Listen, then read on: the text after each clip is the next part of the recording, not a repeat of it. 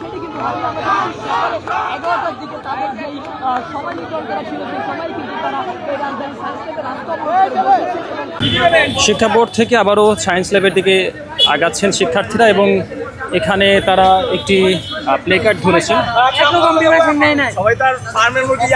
যারা মনে করেন যারা প্রিপারেশন নিয়েছে তারা মনে করেন পাস করবে কিনা তা সন্দেহ, এমন কোয়েশ্চেন করছে তারা। কি মুরগি বেশি বলতে পারবো? শিক্ষামন্ত্রী তো দেশি মুরগি, কিন্তু আমরা ফার্মের মুরগি, শিক্ষামন্ত্রী দেশি মুরগি।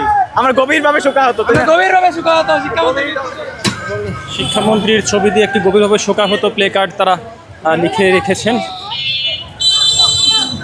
এবং আজকে বলা যায় যে সকাল থেকে রাজধানী সায়েন্স ল্যাব শিক্ষার্থীরা অবরোধ করেছে। এরপরে দুপুর 2টার পরে আবারও শিক্ষা বোর্ডের সামনে তার অবস্থান নেয় এবং এরপর তারা আবারও সায়েন্স ল্যাবের দিকে যাওয়ার ঘোষণা দিয়েছে এবং এখানে শিক্ষার্থীর অবস্থান নিয়ে শিক্ষামন্ত্রীর এক দফা পদত্যাগ দাবি করেছেন।